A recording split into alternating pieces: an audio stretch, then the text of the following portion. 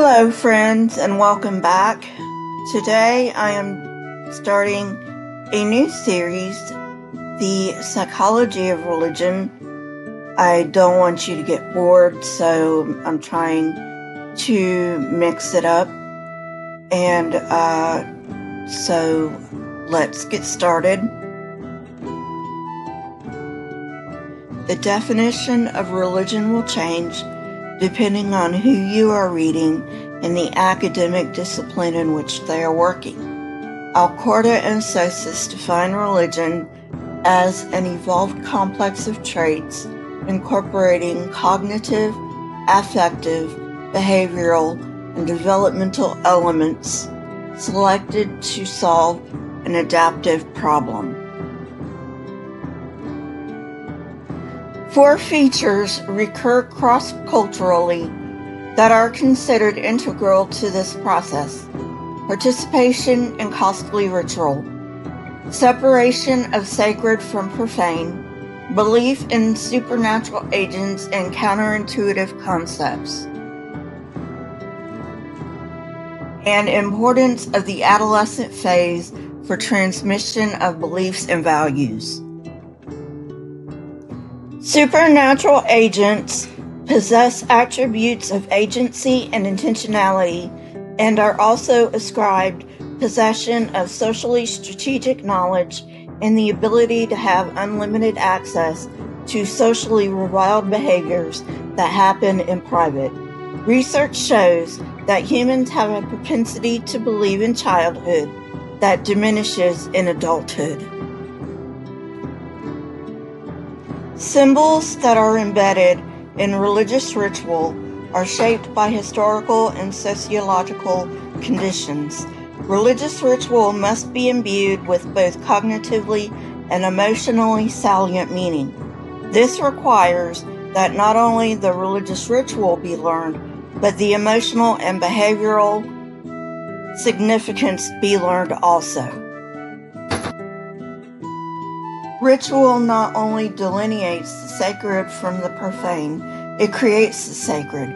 A critical difference between the sacred and profane is that the sacred is emotionally charged, and it is this charge which underlies faith. This creation of religious symbols from the mundane, as well as the act of imbuing these symbols with religious attributes, are consistent features across religions.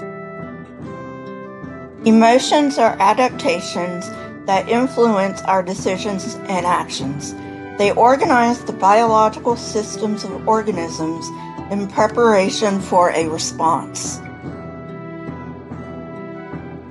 Emotions can alter attention and behavior, as well as activate relevant brain networks and directly impact individual fitness. They are outside our conscious control and thus hard to fake, therefore providing reliable communication. When we appraise something as positive, it stimulates the dopaminergic reward system housed deep in our brains, which triggers the release of dopamine. Dopamine acts as a reward that reinforces the behavior. This system then leads to associational learning, wherein a previously neutral stimulus invokes the same response as the positive stimulus. A famous example is Pavlov's dogs. An assistant went around ringing a bell, and another assistant came after, giving the dogs meat, at which they salivated. Soon, the dogs started salivating to the bell alone.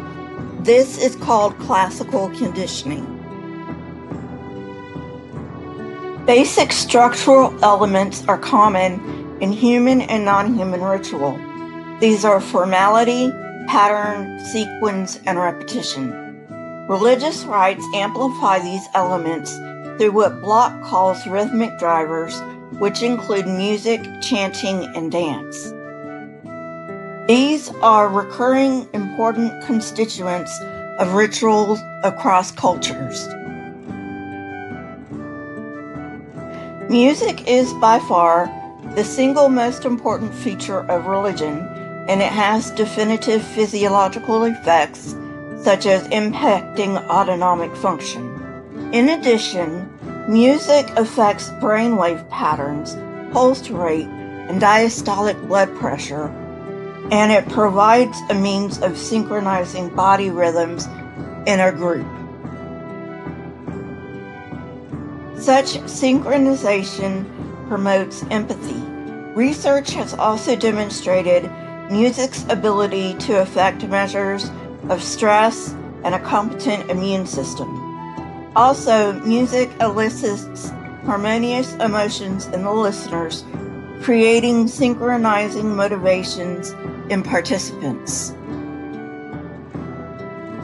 The emotion most frequently elicited by music in religious rites is joy, at times bordering on ecstasy and similar to that attained through psychoactive drugs. There are also many rituals that induce fear and pain.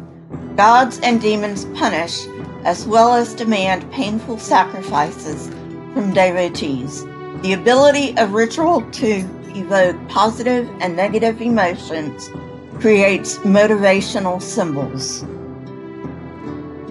In this way, emotions that are induced become conditionally associated with the supernatural.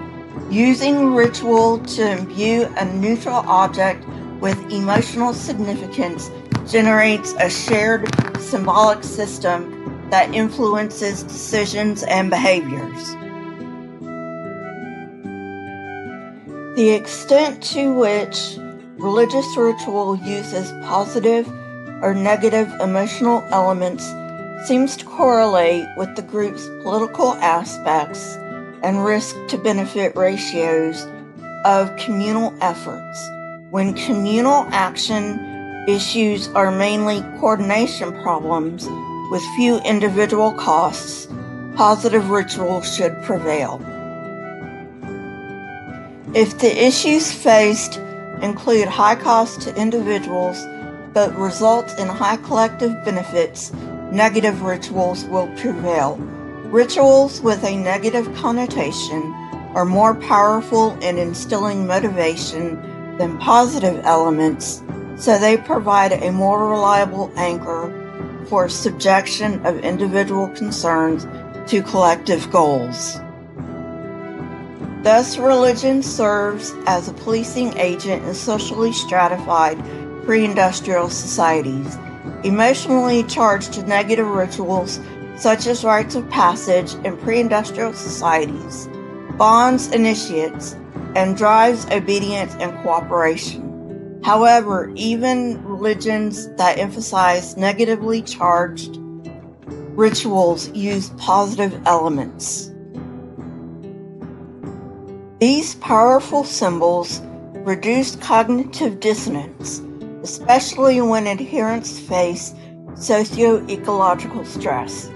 Ritual participation may benefit members facing high stress loads the most.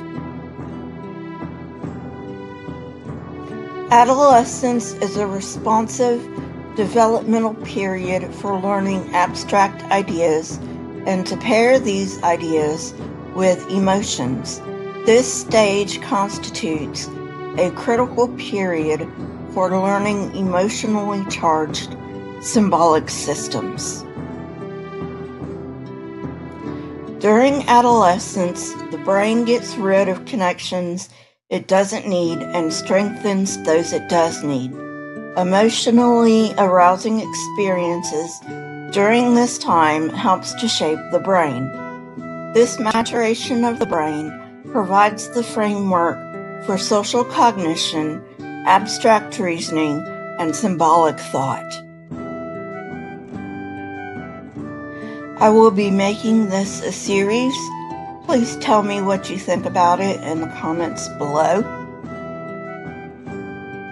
And always remember, question everything and never be afraid. Thank you, and goodbye for now.